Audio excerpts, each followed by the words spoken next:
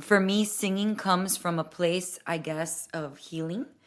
Like I feel like I heal when I'm in my moment, you know? It was really cool to desaprender the idea. The structure that they put on us. Yeah, like you have to do this, you have to do this, you have to do this. And it's like, well, not really. Yes. I've already come to peace, though, and to terms like, yes, my life is going to stop a little bit. But I'm kind of ready for that. Daniel Briseño, LES Lighting and Electrical Supply, M2 Bar and Food, Punto Criollo, and Savage Labs presentan El Beautiful Humans podcast, hosted by me, AleMor. For many years and in many cultures, music is not seen as a real career. We even have parents that fear that their kid is going to grow up to be a starving artist. But the truth is, we're not starving, and we have a beautiful and prosperous life.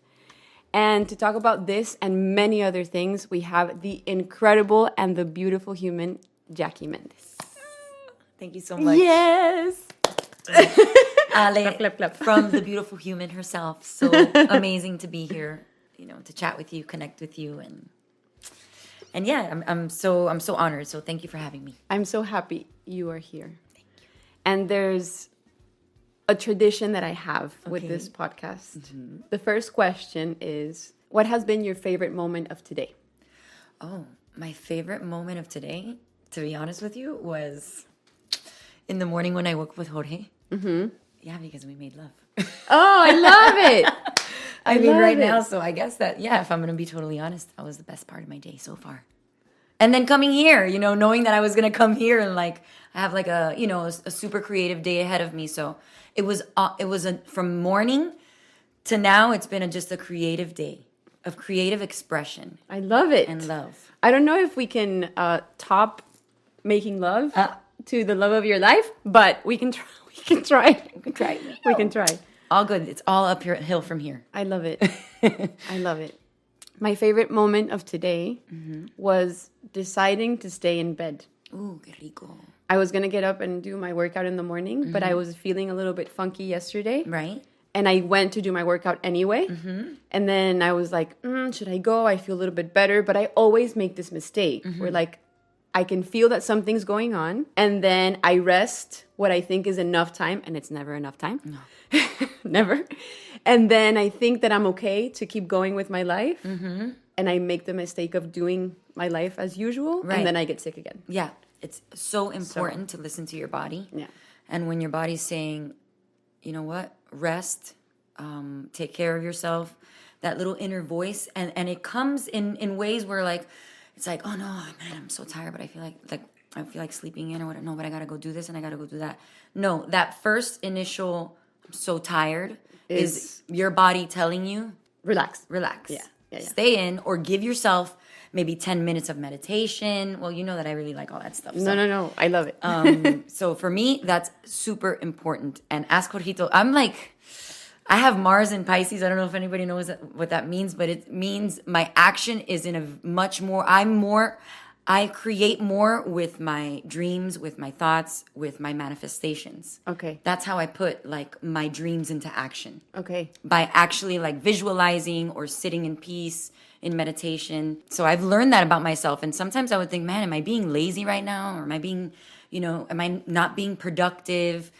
No, actually, I'm being super productive because I'm tapping into my soul and I'm channeling what I'm going to be creating. That's so cool. Yeah. Sometimes, it takes obviously time to, get to know yourself. Well, yeah, I mean, to not judge yourself for being maybe a little bit more, in the house, because I'm such an extrovert when I go out or when I'm singing, that for me, my tempo, this is like, oh, I need this in order to be that. But that's good. Listen to your body. Yeah.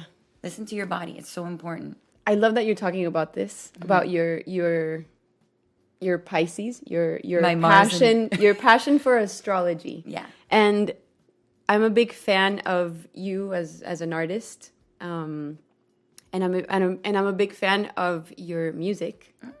And I know that there's a verse in one of your songs that says, tides are changing, the moon's got a hold on you. I don't know, to me, I feel like that's it's very clear that you have a very big passion for astrology, and you can see it reflected in your song. I love that song. Thank you. I love it. Thank you. And I sing it all the time. I love it too. I wrote that with Pete and Sam. I know Amazing. Pete and Sam. Yeah.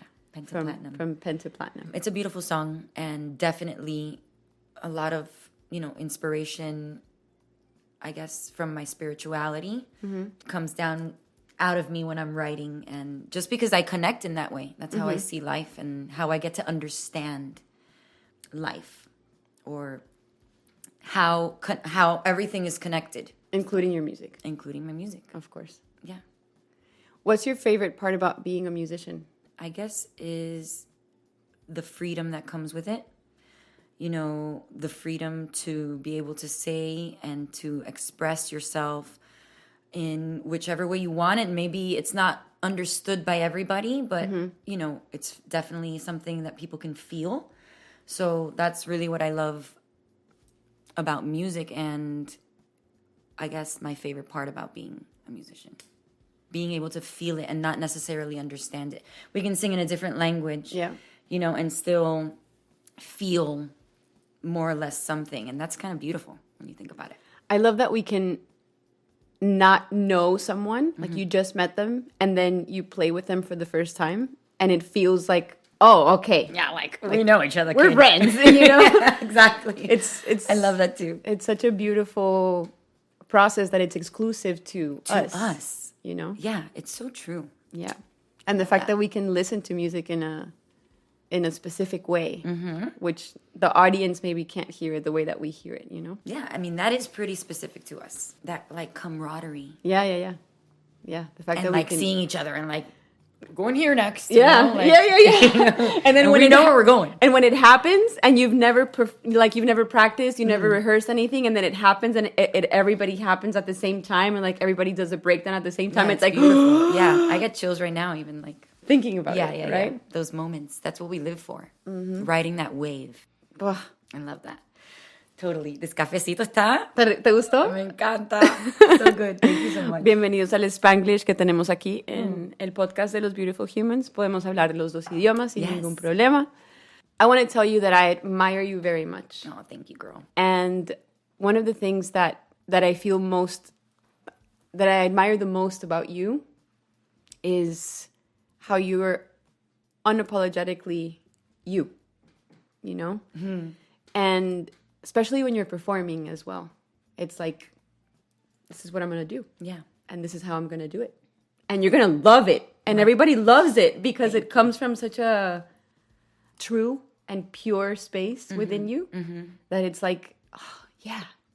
And the last time I saw you perform was at Casa Tua. I felt so happy to be alive. Oh, thank you. And I told you that. You did. I was like, you said, I feel so happy to be alive at the same time as you're alive. Right, because then I get to see you performing. That was and super it's nice. like, I could have missed this. Like if I would have been born in a different time, or maybe later, or before, or whatever. It's like, I love you too. But I was like, oh my God, I get to witness this. Yes. I don't know. I just wanted to tell you that. I love you. Thank you so much. That, what you just said, the witness, you are the witness to your own life as well. We all have a witness within us. And so to be aware of that is a really beautiful thing. It's actually a very Buddhist thing. Is it? Yes. Okay. Tell me more. Called Purusha. Purusha is like the witness, the consciousness. The person seeing. We are this avatar, but then there's something inside of us that if we didn't have this avatar and this skin like holding it in, it'd be one with the universe. Okay. Right? And so that oneness is what Purusha is. It's consciousness. It's what drives us. Like this, sometimes we're not awake and really noticing what the decisions that we make. And so when you're really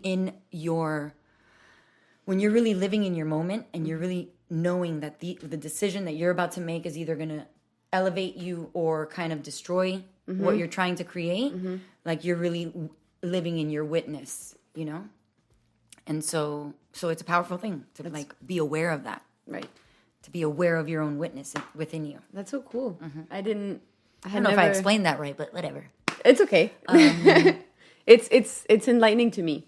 Yeah. And maybe to some Yeah. any other beautiful Someone human out there. that is, that is watching. Excuse me. Clink, clink, clink, right? I Yes. love that. But Thank you yeah, for- thank you. but thank you for saying that. That's really beautiful that you said that. So, it for me, singing comes from a place, I guess, of healing. Like I feel like I heal when I'm in my moment. You know, like it's almost like I'm purging pain. I'm purging emotion, love. You know, so yeah, it does come from a very deep place for me, like a soul place, which for many it does and should, right? You just made me think about one gig that I had that was very frustrating. And I remember I sang the shit out of all of the songs. Yeah. And it sounded so like powerful because Yeah. I was so mad. Yeah, you had this like I was like, "Ugh," and then I was like, okay, I'm just gonna channel this here, Right, you know, right. And my technique was better than ever, and my breathing was better than ever, and my placement was better than ever, and I was like, maybe I need to get frustrated more often. you were so in your moment. It was just like, And that's what music is for us, like that. It's that outlet, you know, where we get to really like let that emotion out. right. Artists, we have that, whether it's writing, whether it's painting. For us as vocalists, like what a beautiful thing. We're like working from the inside in there, like to feel that, And it's to know that. literally working from the inside out. Yeah. Wow, I and never that's yeah, thought and about that's that. why people from, you know, like psychologists, like, you know, therapy, you know, consists of people screaming in pillows and like kind of like really purging that emotion out of your body. Wow. Because if not, it stays stuck in there in places that we don't want it, you know, and it becomes other things. So, Yeah. you know, what a great thing that we have that. I had never seen it like that. Like it literally is coming from the inside out into the world, Yeah. the universe. From you. Yeah. From your universe. That's crazy. We're cool. We're cool, man. We are. Cheers. Cheers. Querida. You know, I'm curious because we just did a cheers right now. You don't drink alcohol. I don't drink alcohol. Did you used to drink alcohol? I did. Okay. I used to drink alcohol. I was 19 years old when I went into a rehab center. And I've been clean Sober since? ever since. Wow, that is amazing. It's been 16 years. That is beautiful. Yeah. That you have that journey. Definitely not. It Easy. hasn't been beautiful for. I'm sure. I mean, there's beauty in struggle as well. Yeah. Because it gives you perspective of where you've been and where you are now. Yeah. But that's the reason. And I love that I don't even feel like escaping my reality anymore because Right. I'm so in love with everything that's around me. You don't have like the urge. No. Good. And I understand that if people want to have a glass of wine, then that's a part of like their manifestation of enjoyment of their life. And that's beautiful. For me, it's different. Yeah. And there's other ways that I enjoy my life. Right. And I've understood that I can coexist with a person that chooses that. And that's okay because Yeah. they're choosing it from a space of disfrute and love and Yeah, they're you know? not abusing it, I guess. Yeah. They're not trying to run away from From their their reality. life. Right. Totally. And I feel like I've made pretty shitty decisions. Yeah. And then I started making better decisions for myself. And now that I've made all of these choices grounded in love, then I'm in love with my life. Yeah, you have like been able to like grow so much. I think it's super commendable. I think that's really cool. I think it's cool that you asked me. Yeah, because I've noticed that you don't drink when we're out in settings. Yeah. And yeah, I do drink. I dabble, but I've also been sober. And because I choose because of the lifestyle that I want to live, you know? So like last night, we went out to dinner for my partner's friend's birthday thing, Okay. and they were all drinking, and I was like, no, I have a long day tomorrow. I don't want to. And I'm like, yeah, I'm cutting out caffeine. I'm doing a bunch of other things, but even though I'm drinking this cafecito right now, But it's made with love. it's totally made with love, and it's not because the caffeine does anything horrible to my body. On the contrary, it's just that I was noticing that I was drinking too much caffeine, like 3 cups a day, because I love oat milk con cafecito and a little agave. So it's like one of my little things. So I'm just, it's good to discipline yourself. Yeah. And to put cositas, like little challenges. In order. Yeah. Yeah, so I noticed that about you, and I think that's super commendable. So thank you for sharing your story. Of course. That's why we're here. Yeah. Talking about, I don't know if maybe someone's feeling inspired or maybe someone's feeling like they don't know what to do with their lives. Yeah. And, maybe hopefully this helps. Yeah. Right? Absolutely. I wanted to ask. Miami Sunset High School. Oh my goodness. Class of 2001. Was it a good experience? Yeah. Oh my God, I should have brought the letter. I have to tell you something so funny. Okay. Tell me. Oh my God, okay. So, I graduated 2001. Uh-huh. My senior year of high school, okay?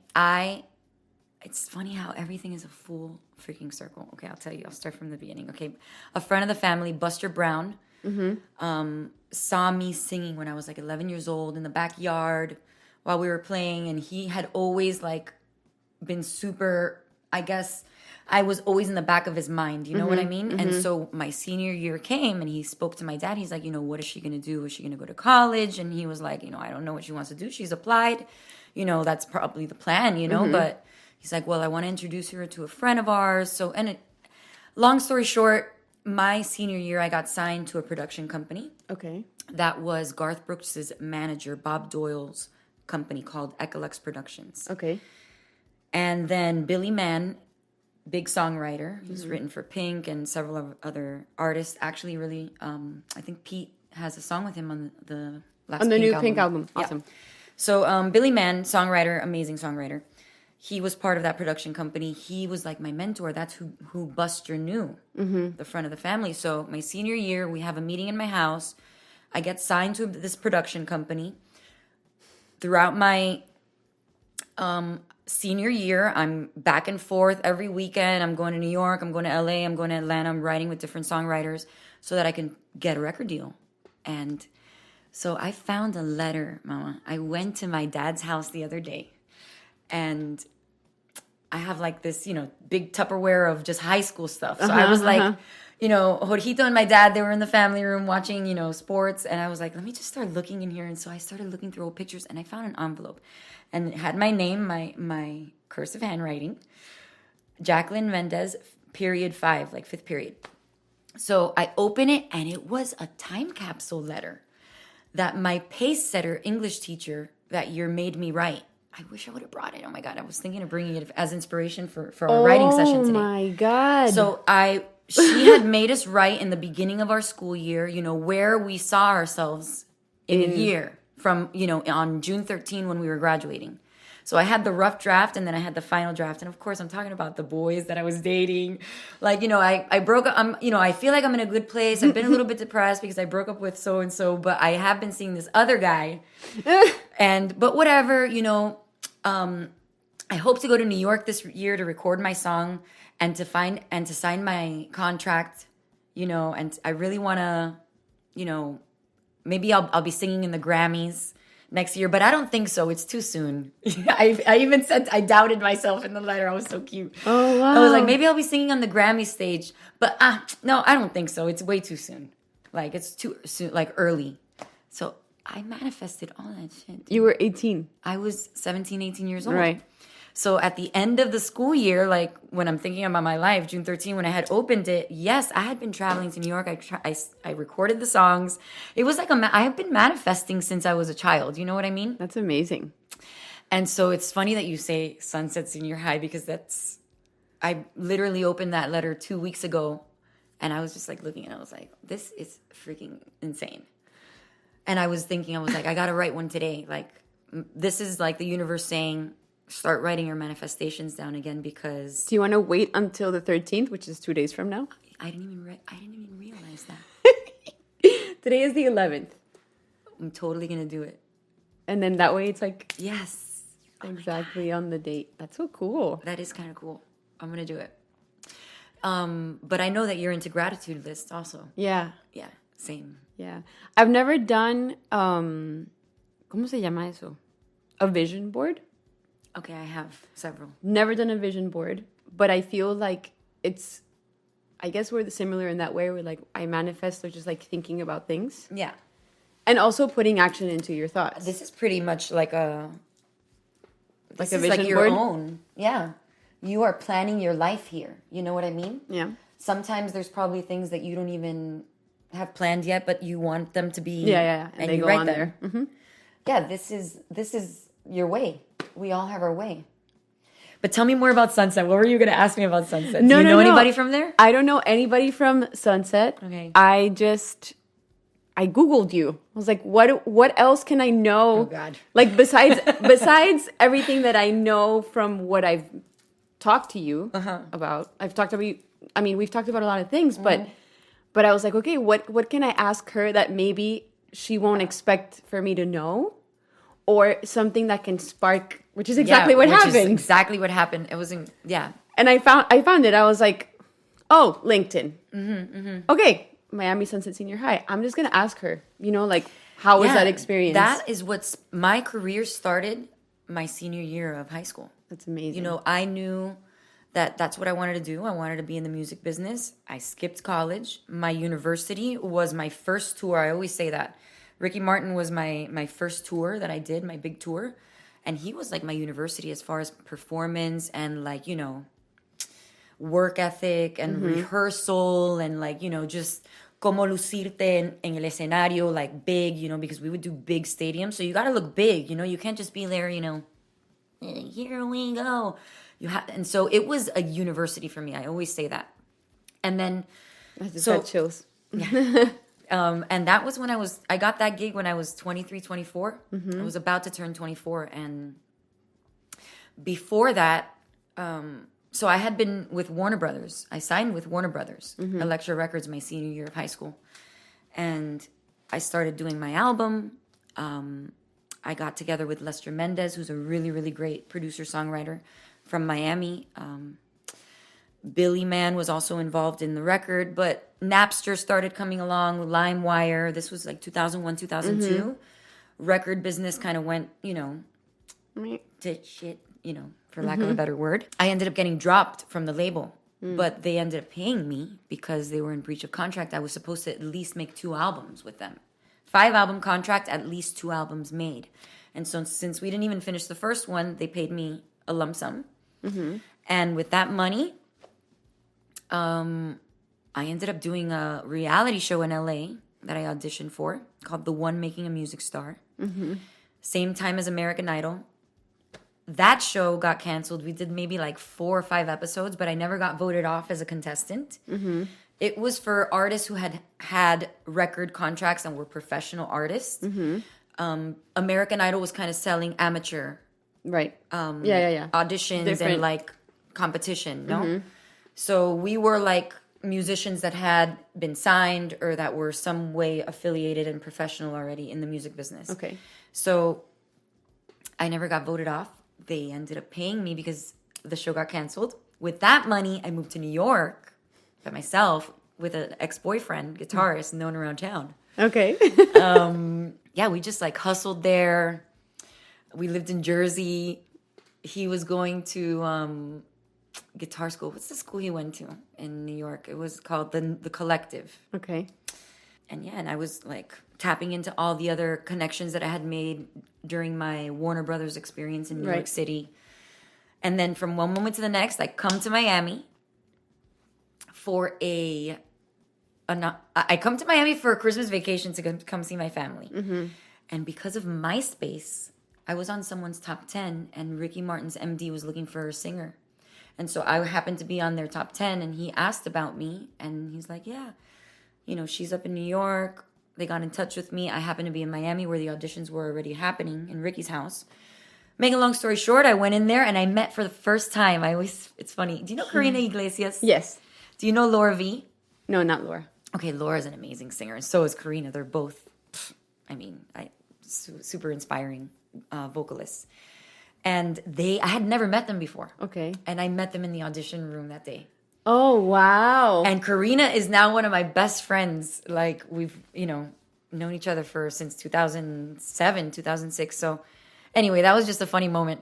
Another short little story with Karina. But yeah, I ended up getting the callback for that. And so packed my bags in New York, came back to Miami. It's funny how sometimes you have to move your body, your molecular body. I'm from Miami, you know what I mean? But at that time, Miami wasn't bumping. Nothing was happening. Gloria's like little era was kind of faded out already from the 90s and the 2000s, and nothing was really going on here musically. You sometimes have to like move your body to come back and get that. Yeah. To get what was already made, like what was already written for you. For you, right. Yeah, that was my first tour and like my first like open door to many other opportunities, like singing with Ricky. And he's just a beautiful person. And we're still friendly today. And yeah, I'll always love and respect him and honor him as a teacher. Wow. Where did you go to school again? You went to Berkeley? I went to New World School of the Arts. Okay. For high school. In Miami here? In Miami. Okay. High school was my favorite time. I know. Middle school was terrible. Middle school is weird for me too. I had just moved from Colombia, so I didn't speak English. And there was a big transition. And when you're like 12, you don't understand. You like hate half the world and you don't know why. Yeah, it's a really weird stage. Yeah. So New World was like my saving light because I got to do music there. I graduated. I took like 6 months off. And then I auditioned for Berkeley. And I went to Berkeley for 1 semester. I came back home thinking that I was just going to do like a summer vacation here, whatever. And my parents were like, nope, you're going to rehab. That was then. That was then. And I knew that I wasn't okay, but I didn't think that it was like that bad. Right. That was in 2008. Okay. And then I stayed here. I met my ex-husband in rehab. Not recommended. Okay. Yeah. 2012, we broke up. We were just boyfriend and girlfriend then. We broke up, and I decided to try to go back to Berkeley. And then I took out a loan to do that, and that was very expensive. I'm sure. After that semester, we decided to get back together. So I came back to Miami. And it was like a blessing in disguise, you know, because I'm not drowning in student debt like some of my colleagues are. Yeah. I'm just grateful that it happened that way. And then I just came back to Miami. I finished at Miami-Dade. I don't have a bachelor's degree.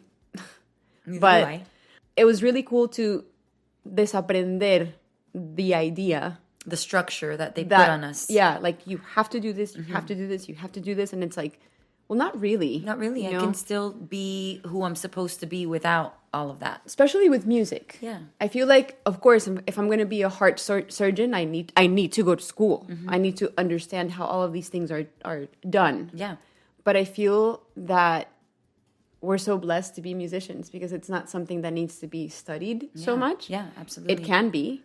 Or there's like, ask your friend, you know? Yeah. Like, how do you do this? What does this mean? Like, how can I improve my improv skills? Like, you know? Like different ways. So that was that. And then I came back. I finished my music education at Miami-Dade, which I love. I loved it. And then I've been gigging ever since. Amazing. As a freelancer, I feel like your job is to look for a job. Yeah. All the time. Yeah. And I started doing that. There's a quote by Gandhi that I love and live by that says, don't tell me how educated you are. Tell me how much you've traveled. You know, like how much have you lived? How much have you experienced? Right. Yeah, you can go and you can study. And of course, I'm a big believer in education and learning. I mean, we're learning every day, but like that structured life that society like tries to pin on us, like we have to be this way and that way. Some people don't learn like that. Some people don't, you know, don't really grasp those kinds of tools. There's other ways to experience. Yeah, it falls for us as artists. Like that's kind of like how, I mean, there's many educated musicians that we work with that are super talented and like successful. And I've always like kind of said, oh, maybe I'll go back to college one day. You know what I mean? No, maybe I will. You will. But maybe I won't. And that's okay. Yeah. I'm totally okay with that because my mom and my aunt are teachers. They're in the public school system as teachers for 35 plus years. My mom's already retired. Both of them went to University of Miami, so they were super big on, my aunt was more big on, are you going to go to college or are you going to do... And my mom was kind of like, more, oh, if she doesn't, it's okay, in that sense. But yeah, my mom's an Aquarius, though. She's like, she's like me. Like, Yeah. yeah. Just float. Yeah, exactly. She's airside. That's cool. Mm-hmm. Miami Thank you. girl. Miami girl. This has been a very nourishing conversation. It has. So far. I love it. It really has. I wanted to piggyback on the idea of not following the steps of society. Mm-hmm. I wanted to talk about motherhood. Yeah, it's interesting that you say that now because Jorgito and I are also trying. We want to have a baby. But I'm 41 years old. And I want to look like you when I'm 41 years old. Keep on doing what you're doing, girl. You're beautiful. And it is really a tough subject because, we're trying to have a baby now. I've had one miscarriage. But I am kind of already 41. I've gotten tested, though. I'm pretty average, Things look good. Jorgito also did, what he was supposed to do. Things look good for him. Yep. So we're on that path.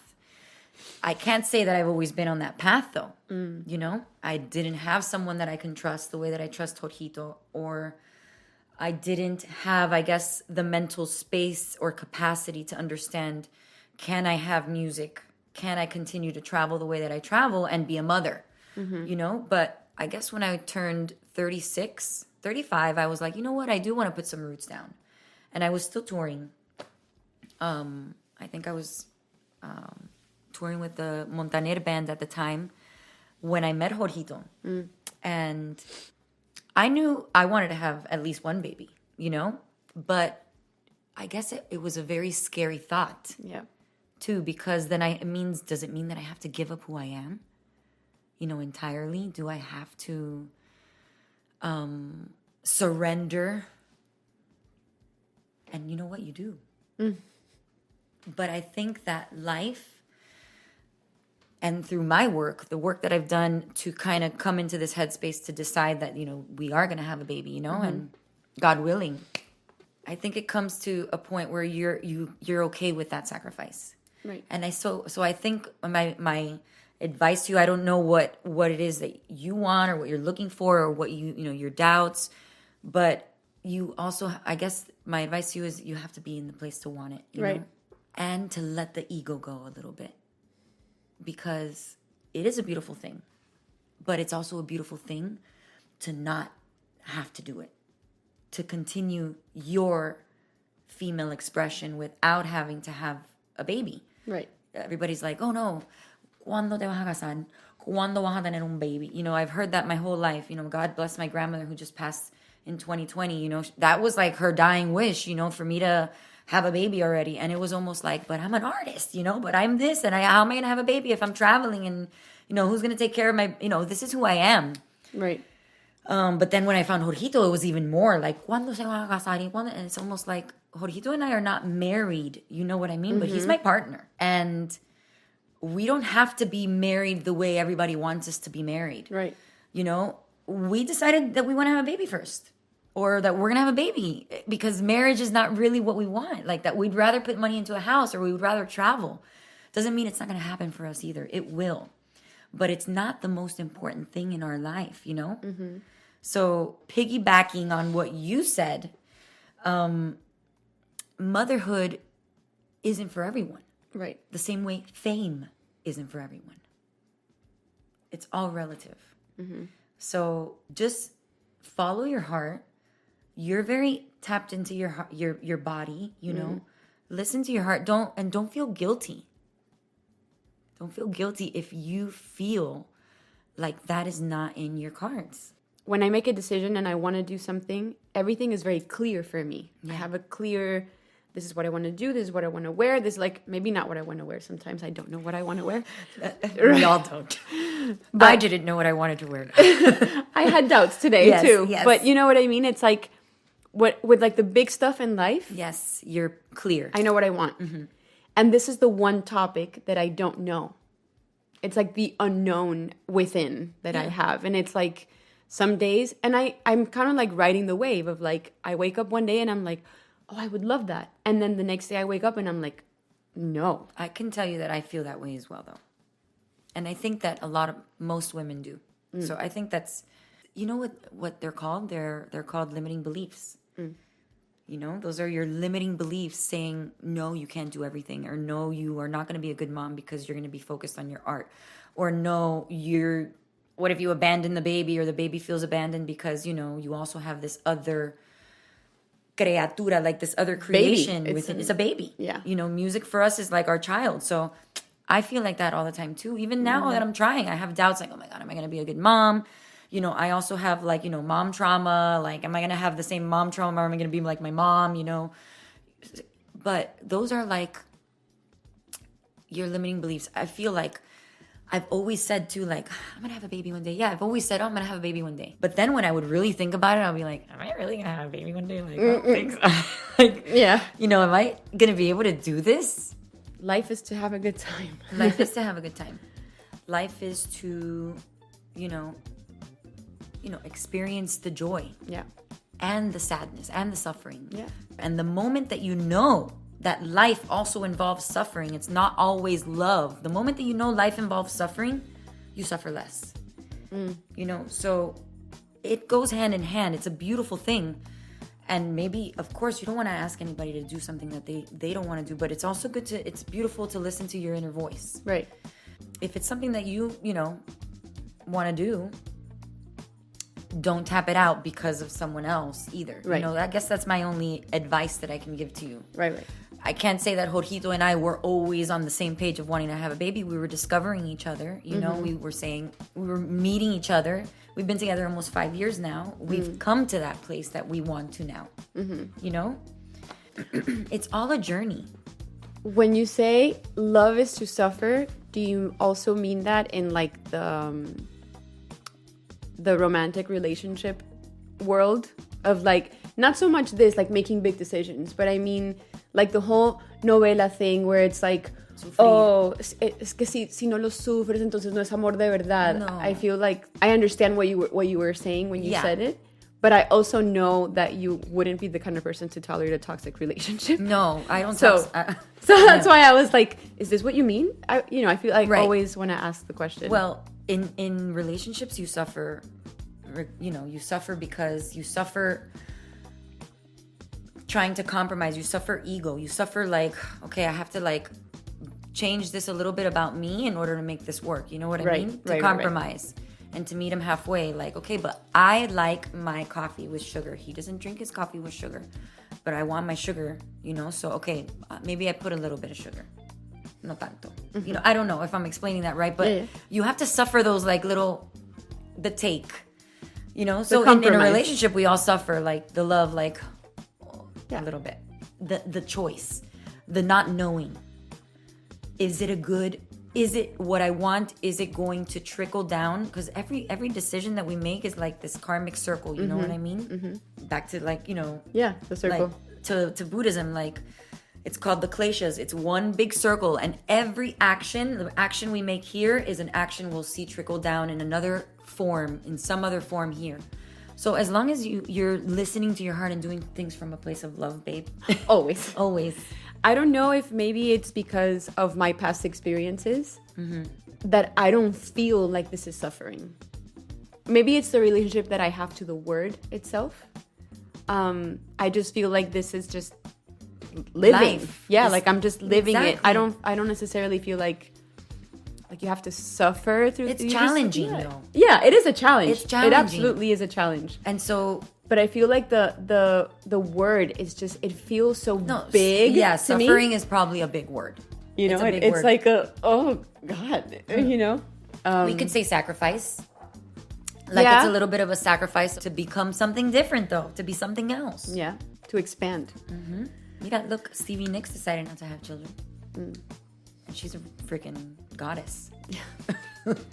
You know, I'm following my heart. Hopefully God gives me one. It's what I want. Am I scared? Yes, I'm scared. Super. Like, are they going to call me for gigs? Is my life going to stop? Yes. I've already come to peace, though, and to terms like, yes, my life is going to stop a little bit. But I'm kind of ready for that. traveled since my 20s. I've been on major tours. I've traveled the world and I've seen the world. Now I kind of want to show the world to another creation of mine. And you know what? I'm not going to stop creating. It's going to be like my most beautiful song. I think about it like that sometimes. It'll be an incredible source of inspiration. Yeah. And I have a really supportive partner. Yeah. Which is important. Yeah. I mean, he's a workaholic. So that's something he also knows that he's going to have to sacrifice. Mm-hmm. But you have to be ready for it. So just, live in your truth. I can't help but think that your baby might already be in you right now because of this morning. Maybe. Come on down, baby. I can't help but think about that. It's like, oh, how cool. Because I'm in my moment right now. I'm in my moon phase of fertility. Yes. It would be beautiful. It would be beautiful because then you can be like, then it'd be like the podcast. This is the day that you were conceived. We were talking about you. That would be kind of cool, right? I'd see dámelo. Yes, that would be amazing. Dámelo. But then I'm scared because then I have so many gigs coming up. You know what I mean? Pero no quiero cancelar eso. No puedes that's one thing that I've learned. No puedes cancelar esa energía. See how my limiting beliefs like, oh, but then my gigs are coming up and I'm gonna have to cancel this and cancel that. No, I'm gonna be pregnant with my cute little belly on my gigs and nobody's gonna have a say in it. And then yes, maybe after I'm gonna have my little, look at Giselle, how amazing she's doing. Look at our girl, we love her so much. Giselle Dotel, check her out. She's an amazing artist. Please check her out. She just had a beautiful baby. Mm-hmm. And she's still herself. She's still teaching yoga. She's still, she's coming out with something on Friday, like music. So something to look forward to, women that are doing it, that we can say we can do it too, if that's what we want, if it's in our path. Right. So, pa'lante. Love this topic. Yes. Okay. I think this is a great way to conclude. I think so too. I do want to ask you one last question. Dime. What is the most beautiful thing a stranger has done for you? Oh my God. To the point where you're like, oh, that's a beautiful human. Yeah, this is a tough one. But I'm going to go ahead and say a stranger on the street that's given me a rose, maybe. That's brightened up my day. You got a rose from someone on the street? That's awesome. Yeah, something kind like that, just algo lindo. I guess that's, I guess the it'll probably come up to me. You caught me by surprise there. I had no, you know why? Mm-hmm. Because I believe in random acts of kindness, big time. And I practice that all the time. So I'm usually the stranger. Okay, so we can flip the question. You can tell me what was the last thing that you did that you were the beautiful stranger for somebody else. Okay, well, what I can think of is on Biscayne, all the bus stops. So I saw una viejita, started raining, and una viejita was running to the bus stop, la pobre, and she had all these bags in her hands, and I was like, I instantly thought of my grandmother or whatever. I just beeped the horn. I was like, dang. And she was just literally going 10 blocks down. I picked her up and I took her in. You gave her a ride? And I gave her a ride. Those are little things that I like doing. Mm-hmm. Or I also put shoes, old shoes of mine. Or ropita that I'm not wearing anymore. I put it in the back of my trunk. And if I have the time, I go to Salvation Army and I drop it off. Sometimes I forget because it's back there. Mm-hmm. But then when I remember that it's there and I see someone on the road or una señora or something, I'll get off and I'll give her the shoes, Mm-hmm. Little things like that. Yeah, there's not a lot of that in the world. No. So I like to be that in the world. And maybe, I guess I'm still waiting for it to happen to me. Wow. I'm still waiting for something like that. I'm sure it's happened to me too, I don't want to say that. It hasn't. Now I kind of wish I didn't know you so I can be your beautiful stranger. You are in many ways. In many ways. You have been. You're always a light. When we didn't even know each other, you're always a light. I remember the first time I met you. Mm-hmm. You were at one of the Los Wizards gigs at Salao, which is where Jorgito opened. That was Jorge's restaurant. That's right. And so... That's right. And I met you with Giselle. With Giselle. And I have a picture of the three of us from that day and everything. I'm going to look for it. The curly girls. Curly girls. We all had our curly little hair. Arabic influence curly girls. Because you have Lebanese like me. Like you. Mm-hmm. Lebanese Syrian. You are always a light, and I'm so happy that you're doing this and sharing light and wanting to discover light within other people. Mm-hmm. I think it's a beautiful thing, and that's part of your purpose, being of service to the art. Yeah, absolutely. Yeah. That feels very aligned. Beautiful. Thank you for this conversation. And for Thank having you for me. being here. I love you so much. I love you too. Una lucecita. I wish you all the best. Thank know you. That. Thank It's coming you. for you. And thank you, all of the beautiful humans, and thank you for watching all the way until the end. Espero que hayan recibido muchos regalos del universo con esta conversación. Yes. And we love you. And thank you, and see you next time. Gracias a ustedes, mis beautiful humans, y a nuestros beautiful sponsors por hacer que este podcast sea posible. Recuerden suscribirse, darle like si les gustó y compartirlo con sus beautiful humans. Y nos vemos aquí la próxima semana. Ok, bye.